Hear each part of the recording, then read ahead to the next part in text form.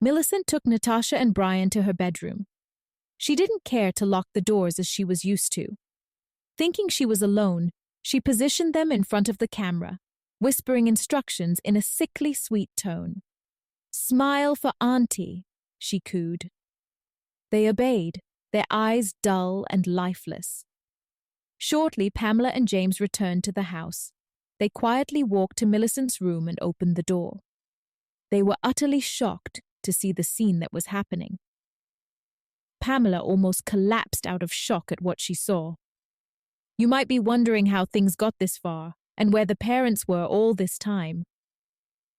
This is how it started. The McConeys, a middle-class family, had long struggled to balance work and home life. James McConey, a software engineer, and his wife Pamela, a hospital administrator, had their hands full raising 3 young children, 6-year-old Natasha, 4-year-old Brian, and baby Pendo. After a series of unreliable nannies, James and Pamela desperately needed a reliable nanny. They were desperate for stability. When Pamela stumbled upon Millicent's profile in an online childcare group, it felt like a divine intervention.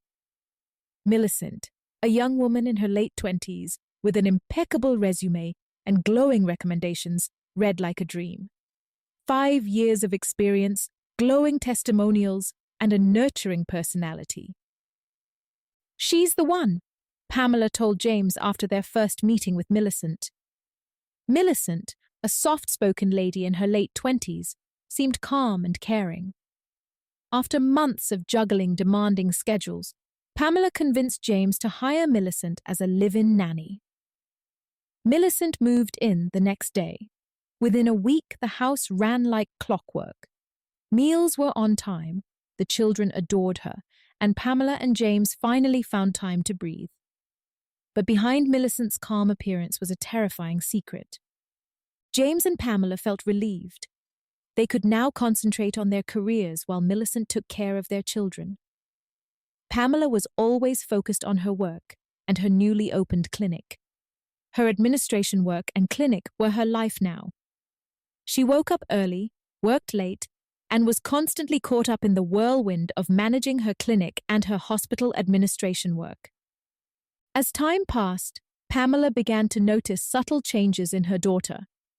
Natasha, once full of life and laughter, was becoming distant. She seemed moody and withdrawn. Pamela summed it up to typical child mood swings, telling herself it was nothing unusual. After all, she had her career and business to think about, leaving little room to focus on anything else. One evening, as Pamela sat hunched over her desk, buried in her work, Natasha approached her. She wanted to tell her something about Millicent. "Mom," Natasha said, her voice trembling, "I need to talk to you. It's about Millicent." Pamela didn't even look up. She was deep in her ledger, her mind consumed by numbers. "Not now, Natasha. I'm busy. Just go do your homework." Natasha's heart dropped. "But Mom," her voice cracked. "I said not now," Pamela snapped, her patience wearing thin. "Go to your room. I'm working." Slowly she turned and left the room. She sat on her bed, tears falling as she hugged her knees to her chest. What could she say?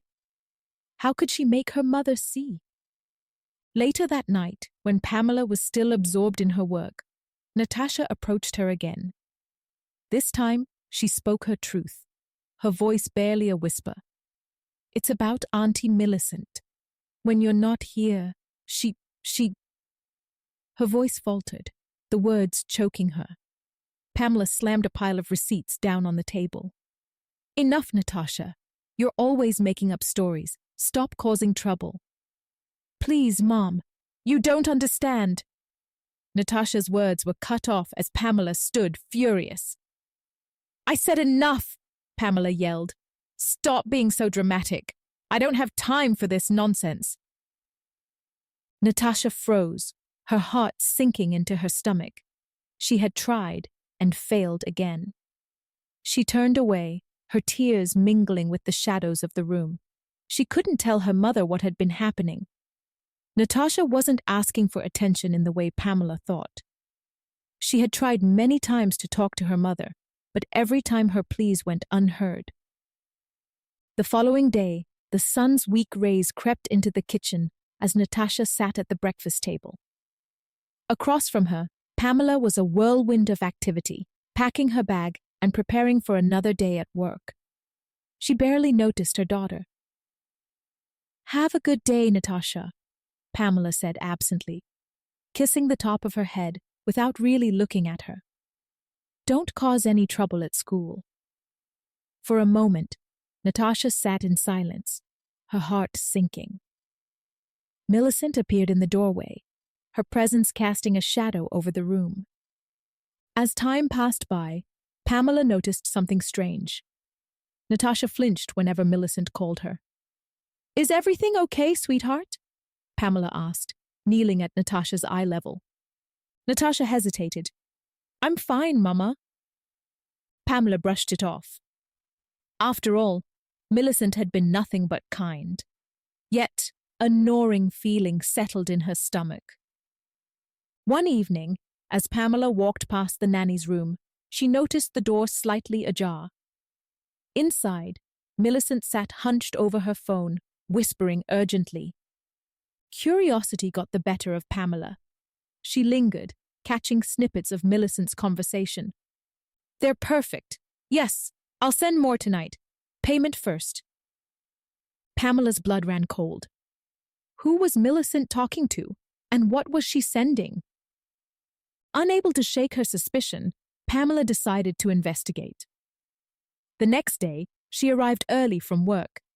She pretended to leave for an evening walk, but returned to the house, sneaking into Millicent's room while she was outside with the children. What she found shattered her world. Millicent's phone contained a hidden gallery filled with photos and videos of Natasha, Brian, and even baby Pendo. Some of them disturbingly intimate, taken without their knowledge. But what horrified Pamela most was the folder labeled Clients. Inside were email exchanges, transaction logs, and links to online forums. Millicent had been posting the children's images on explicit adult websites and private aid groups, trading them for money and favors. Pamela felt the room spin. She clutched the phone, her heart pounding, and ran to her bedroom to call James. James rushed home, disbelief etched on his face. Together, they devised a plan to confront Millicent while ensuring the children's safety. That evening, they installed hidden cameras in the house. The following day, James and his wife pretended to leave for work. But after a while, they returned to the house, sneaking into their bedroom where they monitored the camera feed. What they saw was chilling. Thinking she was alone, Millicent positioned Natasha and Brian in front of the camera, whispering instructions in a sickly sweet tone. "Smile for Auntie," she cooed. They obeyed, their eyes dull and lifeless. Pamela couldn't watch any longer. She burst into Millicent's room, followed by James, who was filming the confrontation on his phone. "What are you doing with our children?" Pamela screamed. Millicent froze, her mask of innocence slipping. For a moment, her expression darkened, and then she smiled. "You don't understand." The Maconis called the police, who arrested Millicent on the spot. During the investigation, it was revealed that Millicent was part of a vast underground network that exploited children for profit. Her phone contained evidence implicating dozens of other individuals across multiple states. Pamela and James were devastated, grappling with guilt and anger. How had they let this monster into their home? The Maconis enrolled their children in therapy, determined to help them heal. Pamela quit her job to focus on her family, while James dedicated himself to spreading awareness about online child exploitation. Thank you for watching.